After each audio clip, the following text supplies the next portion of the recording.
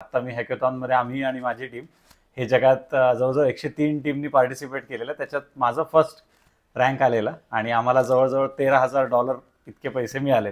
जेवढं फ्रेशर्सला म्हणा किंवा जेवढं 2-3 इयर्सचा एक्सपिरियन्स आहे तेवढं कॅन्डिडेटला जेवढं पॅकेज भेटतं तेवढं तुम्ही निघलाय. म्हणजे हेच आपल्याला जाणून घ्यायचं आहे की हॅकेथॉन काय आहे आणि हॅकेथॉनला एवढं प्राइस का भेटतं आणि की तो किती दिवसाचा टास्क आहे, किती टीम असते, आपण पार्टिसिपेट केलं पाहिजे की नाही केलं पाहिजे. आपल्याला कधी कधी असं पण असतं की समोरच्याचा एक्सपिरियन्स किंवा त्याच्याकडे बघून आपल्याला वाटतं की आपण जिंकूच शकणार नाही इथे. बरोबर. मग त्या केसमध्ये आणि बघतो की काही काहींचे अरे हे तर आपणही करू शकतो अशा 2-4 गोष्टी हॅकेथॉन म्हणजे किंवा नवीन आयडिया कॉपी पेस्ट नाही तसं नाही. म्हणजे तुम्हाला त्यांच्या गोष्टी तर नंतर, पण पहिले आपली आयडिया काहीतरी खूप स्ट्रॉंग असली पाहिजे. करेक्ट. ती किंवा ती ज्याच्यामध्ये पार्टिसिपेट करून जिंकू शकू. बरोबर. टेक्नॉलॉजी तर त्यानंतर आलं, कोणती टेक्नॉलॉजी घ्यायची, क्रायटेरिया काय असतो सेट की नाही ह्याच टॉपिक पाहिजे की असंच पाहिजे असं काही नाही ना. असं काही कोणताही टॉपिक तुम्ही घेऊ शकता, फक्त ते त्यांच्या रिलेटेड थोडंसं तरी पाहिजे. किती लोक होते तुमच्याकडे? हो, आता साधारण त्यांचं लिमिट असं तुम्ही मिनिमम 3 जण पाहिजे, जास्तीत जास्त 5च पाहिजे. ओके. तर अशा हिशोबाने त्यांनी साधारण 36 तास आम्हाला प्रोग्रामिंग, कोडिंग, आयडिएशन यासाठी दिलेले. ओके. आणि शेवटचे 8 तास मग प्रेझेंटेशन. आणि कंपनी थ्रू म्हणजे आपण बाहेरून पण येऊ शकतो असं काही नाही. दोन्ही पण गोष्टी असतात. एक तर तू तुझ्याच कंपनीतले 5 जण घेऊ शकतो किंवा तुझ्या माहितीतले ओळखीतले 5 जण पण घेऊ शकतो. ओके. टाइम तर मग तेच झालं की डिझाईन करायचं पूर्ण. त्याच्यानंतर आम्ही मग सगळे जेवढं आता आजकाल एआयचे टूल सगळ्यांनाच माहिती आहेत, सगळेच जण वापरतो. मग आम्ही की प्रेझेंटेशन पण 6च मिनिटाचं घड्याळी आणि अजिबात ते 1 मिनिटं पण वरती देणार नाही. अरे बाबा. त्याच्यात पण मग 6 मिनिटापैकी साधारण 4 मिनिटापर्यंत तुम्ही प्रेझेंट करायचं, शेवटचे 2 मिनिटं त्यांचे क्वेश्चन आणि आन्सरला. पहिले आलो जेव्हा नाव माहित झालं तेव्हा त्यांनी दाखवले $13,000. अरे मग सगळं ती जी $13,000 आहे ती डायरेक्टली तुम्हाला येते का कंपनी थ्रू? नाही, आता तेच त्याच्यामध्ये असं आहे की आपल्या इंडियन गव्हर्नमेंटने थोडंसं टॅक्सेशन ते काढतातच. जे काय असेल, जे आयटी मध्ये आहे, जे फ्रेशर्स आहे किंवा ज्यांच्याकडे टेक्निकल नॉलेज आहे त्यांच्यासाठी तू काय सांगशील? प्रत्येकाने एकदा तरी हॅकेथॉन मध्ये भाग घेतला पाहिजे, हरू जिंकू नंतर. पण एकदा तुम्हाला कळेल की तुमच्या नेहमीच्या कामापेक्षा काहीतरी वेगळं काम आहे. 2 दिवसात तुम्हाला संपवायचं म्हटल्यावर थोडासा हुरूप येतो आणि तुमच्या सारख्या विचारांची लोकांसोबत काम करण्यात जास्त मजा येते. हॅकेथॉन हॅकेथॉन हॅकेथॉन हॅकेथॉन काय आहे? हॅकेथॉनचे ऍडव्हान्टेज काय? हॅकेथॉन कोणत्या कंपनीज कंडक्ट करतात? त्यानंतर हॅकेथॉन मध्ये जर आपण पार्टिसिपेट केलं तर आपल्याला काय म्हणजे प्राइज भेटतं, त्याची प्रोसेस काय असते, जर आपण हॅकेथॉन विन झालो तर त्याचं ऍडव्हान्टेज काय, त्याच्यामध्ये काय आपल्याला प्राइज भेटतं का, कोण म्हणजे नॅशनल लेवलला असतं का, इंटरनॅशनल लेवलला असतं का? तर आज आपल्याकडे हॅकेथॉनचे विनर्स आहेत Abhijit. So Abhijit, welcome to IT वारा देव ह्या युट्यूब चॅनलवरती. आणि अभिजितचं जर सांगायचं झालं तर अभिजितला ओव्हरऑल 11 इयर्सचा एक्सपिरियन्स आहे आयटी इंडस्ट्रीमध्ये आणि रिसेंटलीच जसं मी सांगितलं की हॅकेथॉनचा विनर आहे.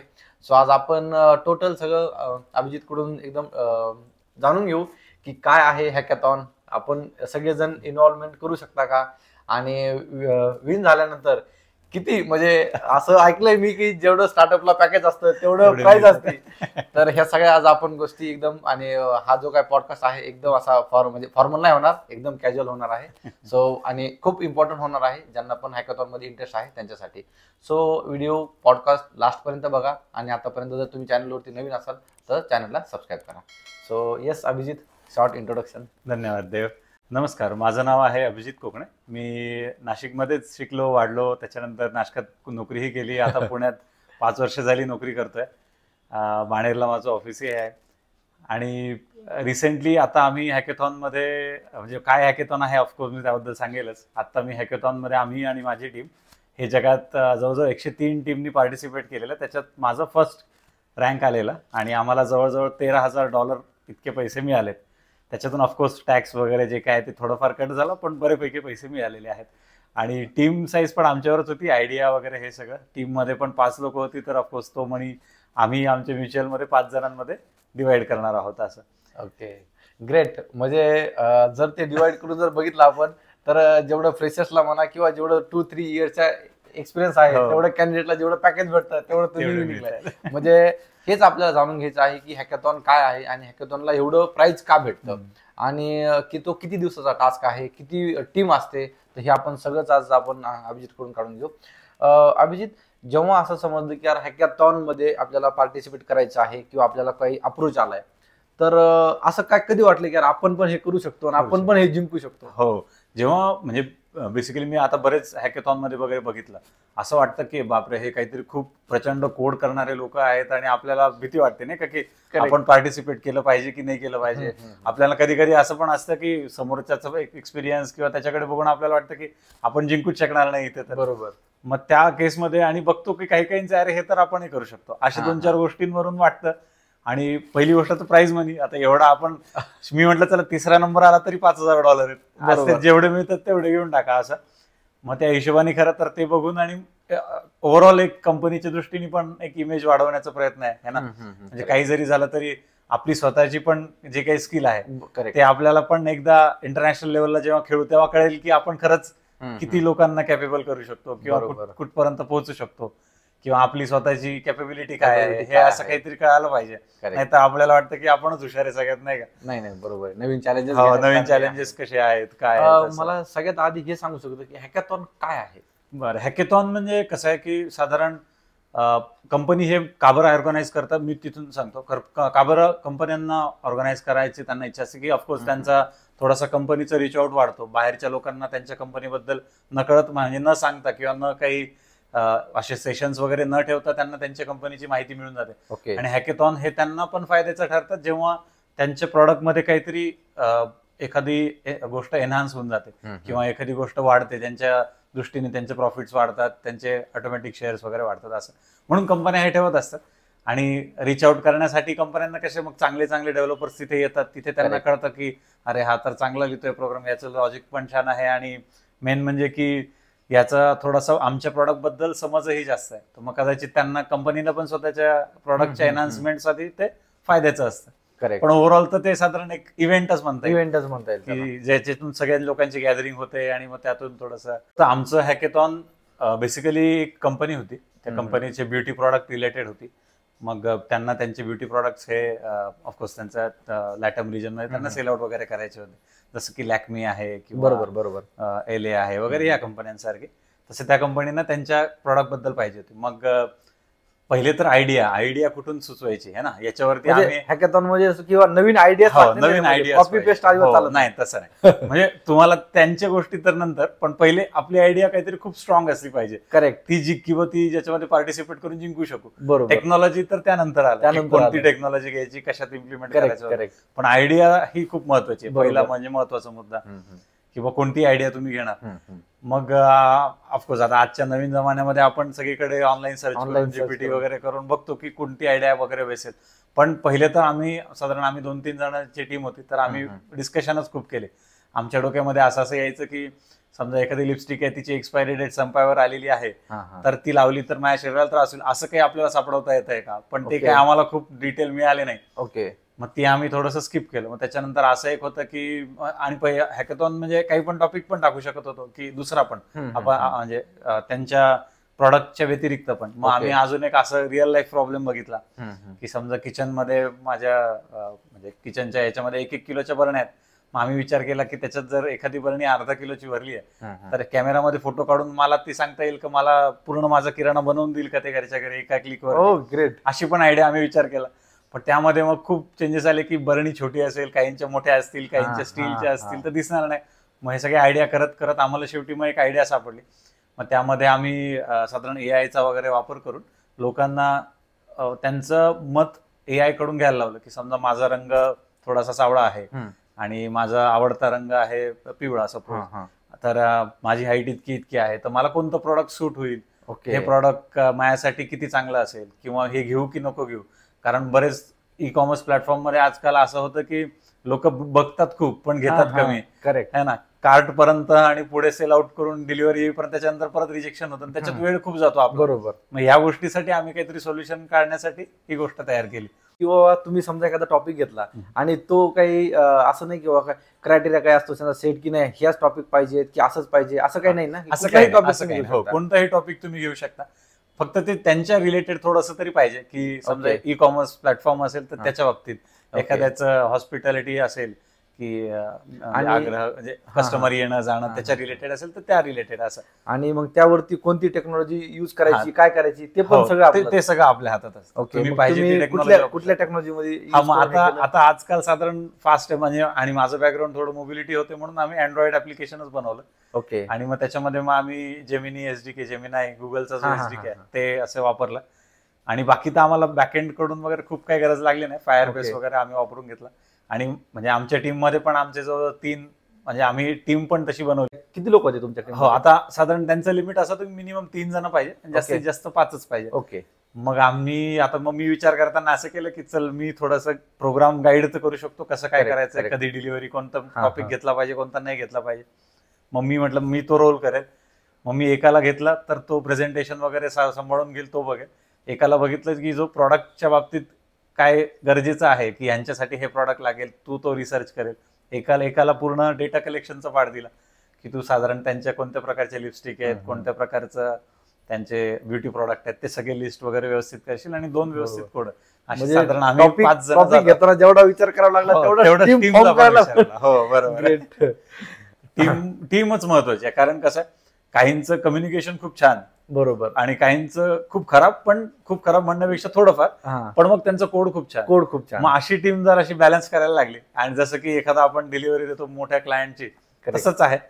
फक्त मग वेळ हे एक बंधन महत्वाचं आहे. कारण करायचं तर आपल्याला 2 दिवसाच्याच, म्हणजे दिवस रात्र असे देतात ते. साधारण आम्हाला बरोबर. 36 तास दिलेले, ओके. फक्त कोड आणि एक प्रेझेंटेशन क्रिएट करा. मग ड्युरेशनचं बघायला गेलं तर साधारण आम्हाला आयडिया त्यांनी बुधवारी दिली, आणि शनिवार रविवारच सगळ्या कंपन्या कसं सगळे एम्प्लॉई कोणी ना कोणी कुठेतरी बरोबर. कामाला आहेत, मग शनिवार रविवार सुट्टी असते साधारण. त्या हिशोबाने पकडून त्यांनी, आणि त्यातल्या त्यात ती US ची कंपनी होती, त्यामुळे मग आपला आणि त्यांचा टाइम झोनचा पण प्रॉब्लेम. हा, तर मग अशा हिशोबाने त्यांनी साधारण 36 तास आम्हाला प्रोग्रामिंग, कोडिंग, आयडिएशन यासाठी दिलेले. ओके. आणि शेवटचे 8 तास मग प्रेझेंटेशन, आणि तेवढं मग हॉल्ट होता की बाकीच्यांची पण टीम होते ना. तर अशा पद्धतीचं ते त्यांनी फॉर्म केलेलं. मग बुधवारी आम्हाला कळालं की आपला आयडिया ह्या बाबतीत चालू करायचे. तर मग आम्ही साधारण बुधवार गुरुवार हा इंटरनली त्यांनी न सांगता आम्ही आमच्या एंडलाच ब्रेन स्टॉर्मिंग सारखं हा, केलं. हा, सगळेजण बोलले की हे करता येईल, ते करता येईल. Correct. जसे मी आधी सांगितलं, म्हणजे किराणा फायनल वगैरे कोणता- फायनल टॉपिक हा, कुठला करायचा कोणत्या तो टॉपिकवर ठरवला. सुरू करायचं, असं आम्ही 2 दिवसात साधारण त्या बुधवार आणि गुरुवारपर्यंत ठरवलं. शुक्रवारी सगळे प्रोजेक्टचे आमचे कामं पण चालूच होती मध्यंतरी, बुधवार ओके, गुरुवारी. ओके, हा, हा. शुक्रवारी सगळे प्रोजेक्टची कामं संपवली, आणि शुक्रवारी मग संध्याकाळी जेव्हा त्यांचा गो हेड आला तेव्हा मग आम्ही कोड करायला चालू केलं. चालू केला. आणि जेव्हा आता हे समजा तुम्ही तुम्हाला टाइम दिला किंवा हा, हा. 1.5 डेज मध्ये तुम्हाला हे करायचं, म्हणजे करायचं. 1.5 दिवसामध्ये हो. सगळं संपवायचे, बट ह्याचं रजिस्ट्रेशन वगैरे हे हा, कधी ते झालं? ते आधी होऊन गेलेलं होतं. म्हणजे त्यांचं असं होतं की त्यांनी जवळजवळ 1.5-2 म्हणजे 1.5-2 नाही, पण साधारण 2-3 आठवड्यापूर्वी त्यांनी त्यांच्या ऑनलाईन पोर्टलला वगैरे दाखवून दिलेलं की आम्ही रजिस्ट्रेशन ओपन केली आहेत. जे जे इंटरेस्टेड असतील त्यांनी, आणि टीमचा क्रायटेरिया, ओके. या गोष्टी त्यांनी आधी मेन्शन करून दिल्या. मग आम्ही रजिस्टर करून घेतले होते.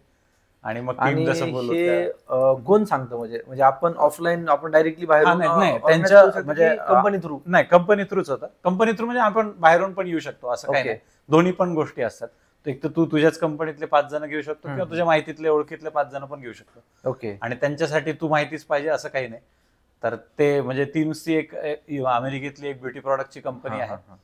तर ती ओळख नसलं तरी त्याच्या वेबसाईटला वगैरे आमचं येणं जाणं, म्हणजे क्लायंट होता तो, तर आमचे साधारण माहिती होती आम्हाला की या पिरियडमध्ये त्यांचा हॅकेथॉन असणार आहे.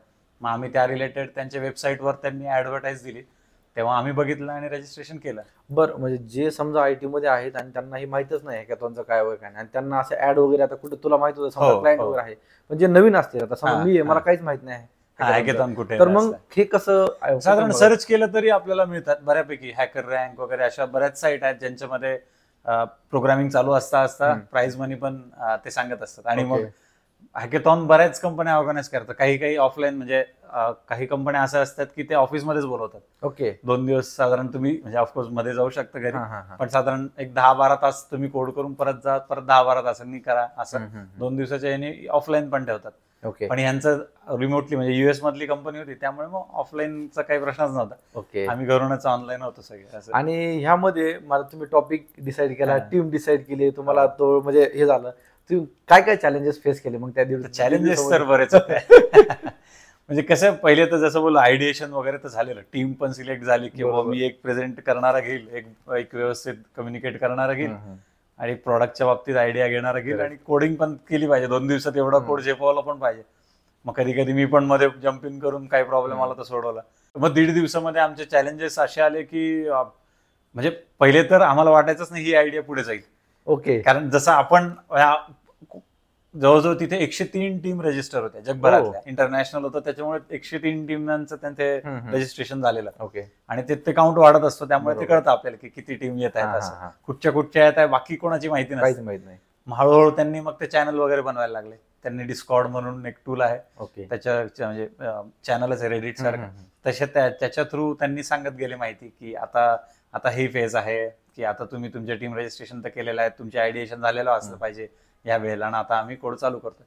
मग प्रत्येक टीमला त्यांच्यातर्फे एक माणूस डेडिकेट केलेला, जो की 2-5 मिनिटांमध्ये तो आपली आयडिया खरंच टिकेल का, किंवा ही आयडिया चांगली आहे की वाईट आहे, असे, किंवा तोच एक फिल्टरेशन क्रायटेरिया त्यांच्या साईडने. मग त्यांनी ते आमच्याशी डिस्कशन केल्यानंतर त्याला लक्षात आलं की हा चला चांगली आयडिया.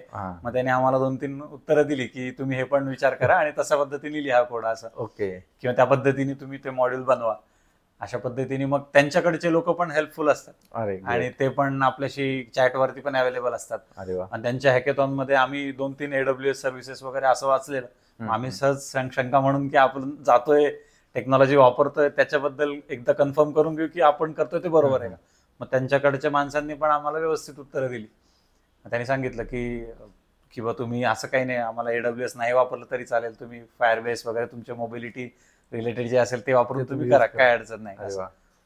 म्हणजे चॅलेंजेस पण आले आणि त्यात आणि टाइम खूप कमी होता, त्यामध्ये ओव्हरकम पण खूप केलं. ते तर आहे. टाइम तर मग तेच झालं की डिझाईन करायचं पूर्ण, त्याच्यानंतर आम्ही मग सगळे जेवढं आता आजकाल AI चे टूल सगळ्यांनाच माहिती आहेत, सगळेच जण वापरतात. मग आम्ही खूप प्रश्न विचारत डेटा पण तिथेच तयार केला.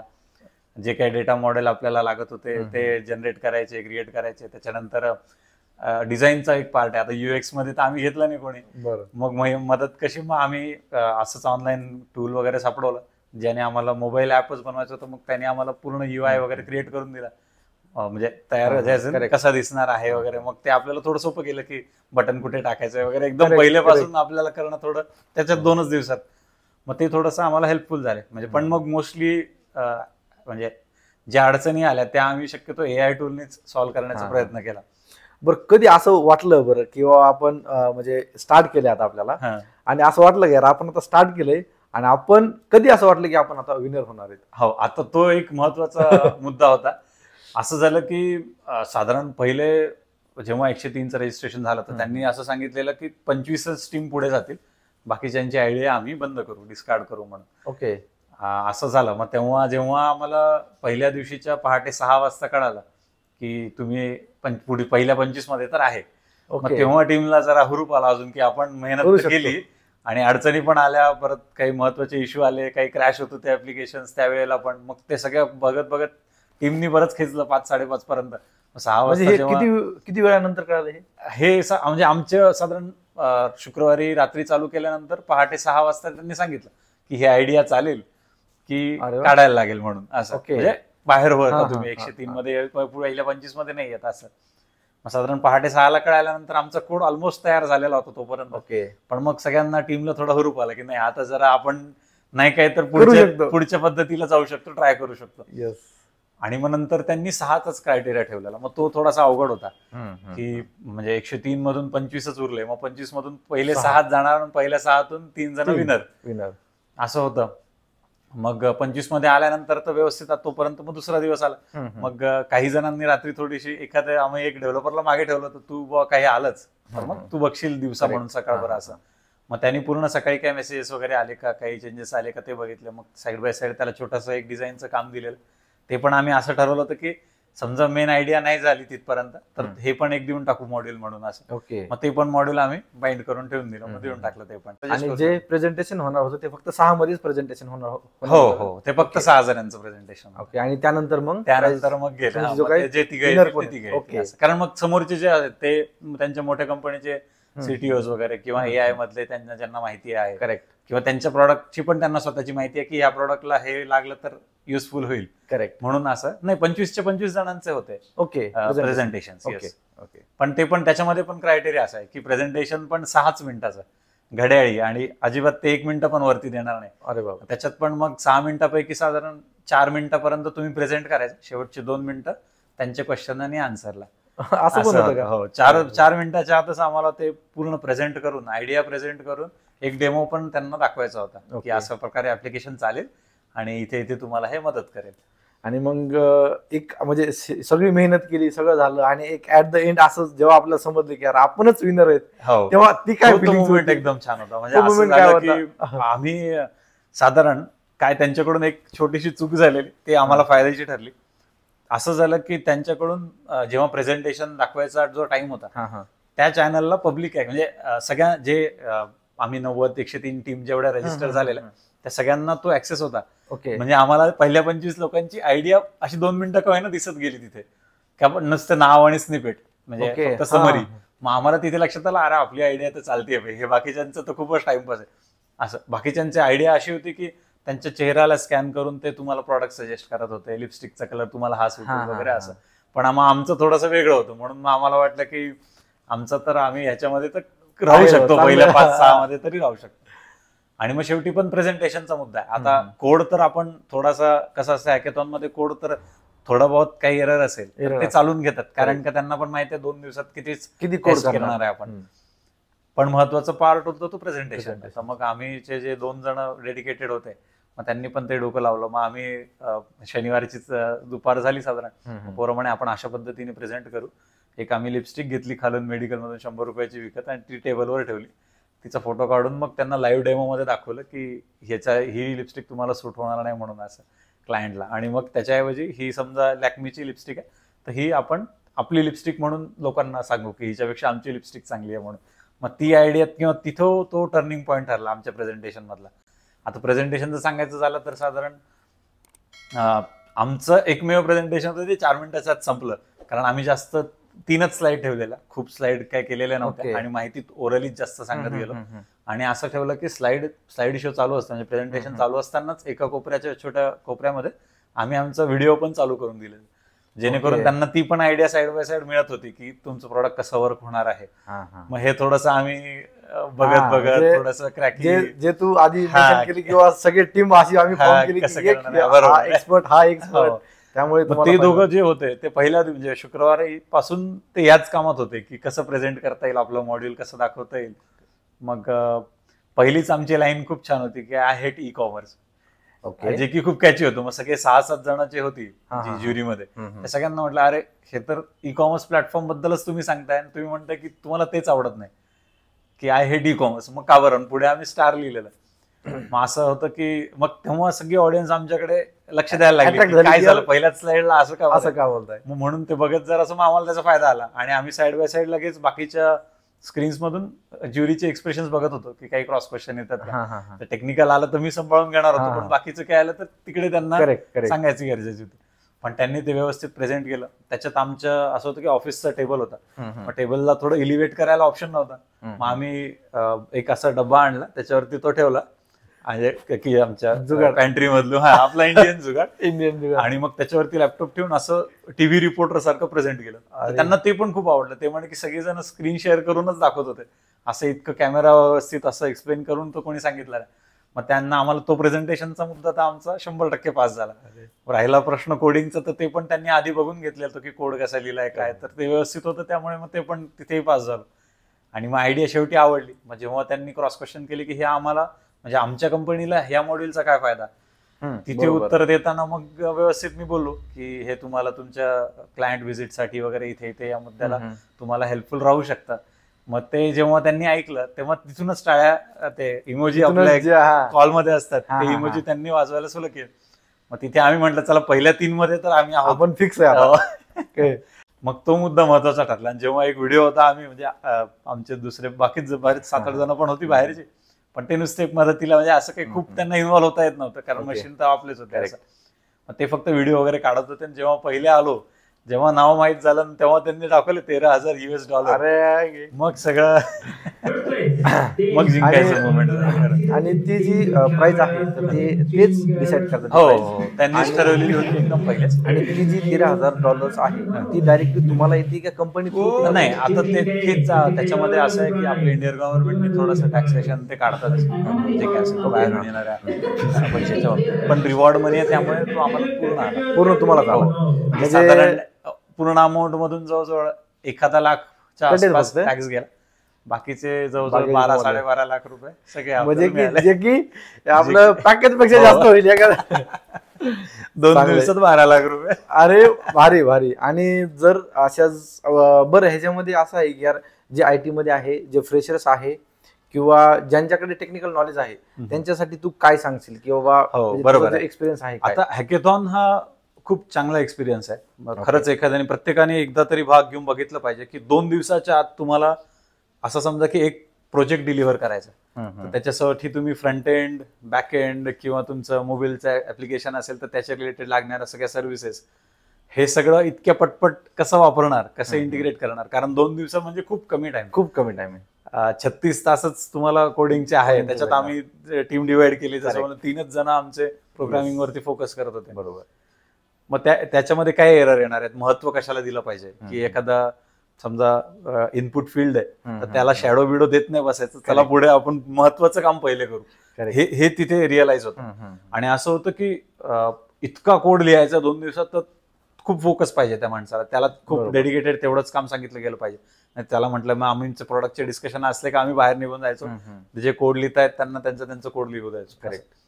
पण ऑफकोर्स म्हणजे हा एक्सपिरियन्स असा आहे की हॅकेथॉन मध्ये हरू जिंकू हा प्रश्न नंतर आहे. हा वेगळा आहे समजा. पण जे एकदम पटकन डिलिव्हरी द्यायचं आहे आणि त्यातल्या त्यात तुमची आयडिया खरंच ही जगा पुढे मांडताना जर असं जे चॅलेंज आहे ओव्हरकम करतो त्याच्यामध्ये माणूस खरं शिकत चालतो की Correct. आपण अख्ख्या जगात कुठे स्टँड करतोय.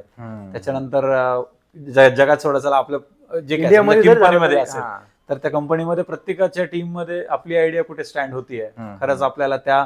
आणि बरं नुसती आयडिया असून उपयोग आहे. करेक्ट. ते 2 दिवसात तुम्ही छोटस MVP म्हणतो आपण, मिनिमम वायबल प्रोडक्ट, तिथपर्यंत तरी दाखवता यायला पाहिजे. करेक्ट. असं थोडस आहे. Great great. म्हणजे जो एक्सपिरियन्स होता तो पण खूप हो, आणि म्हणजे छान वाटला ऐकायला पण की जेवढं एनर्जीनी जेवढं तुम्ही इन्व्हॉल्वमेंट केली त्यामध्ये एफर्ट टाकले आणि विनर झालात त्याबद्दल खरंच कॉंग्रॅच्युलेशन. धन्यवाद.